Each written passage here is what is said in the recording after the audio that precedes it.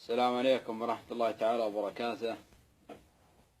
ودي اليوم أرد على اللي معلقين بالفيسبوك والتعليقات ضد عمر البشير وضد الحكومة أنهم بيخرجوا يسووا مظاهرات وغيرها.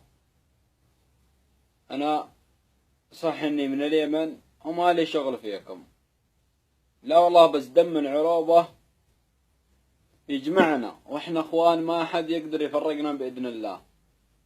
أنا ودي أقول لكم يا أخواني السودانيين، والله إذا دمرتوا بلادكم ما حد ينفعكم.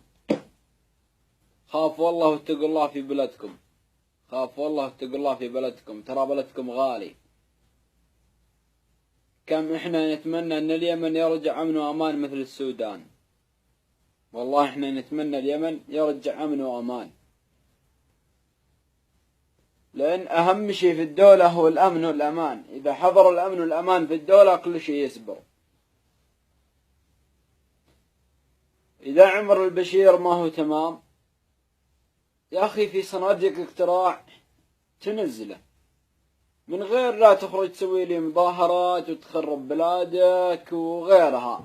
يكفي يا أخي أن من الدول العربية تساقطت سوريا، العراق، ليبيا، اليمن، لبنان، 5 دول عربية تساقط الدولة بعد الآخر. بسبب إيش؟ بسبب الربيع العربي. إذا ما يهمنا الربيع العربي نزل عادي، احنا كان علي عبد الله صالح كان طاغية، بس إذا قد كان اليمن بيمر لهذا الحال عادي كان يقعد في الحكم، ما عنده مشكلة. أهم شيء إنه يأمن البلاد ويوفر شغل لأبناء البلد.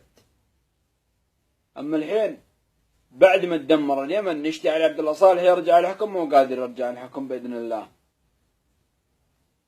خاف والله يا أخواني السودانيين في بلدكم، والله ما حد ينفعكم إلا بلدكم، ما يلمكم إلا بلدكم. أقسم بالله إني أحسدكم على الأمن والأمان اللي عندكم. ترى يا أخواني السودانيين، أتمنى إن اليمن يرجع مثل السودان بالأمن والأمان يا أخواني.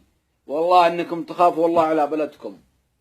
ما دولة في العالم بترجع تعيد لكم بلدكم إلا عبر مجلس الأمن اللي ما يفيد، ما فاد فلسطين ولا فاد. هذا مجلس الأمن يلعب بعقول العرب، والله مجلس الأمن فاشل يلعب بعقول العرب.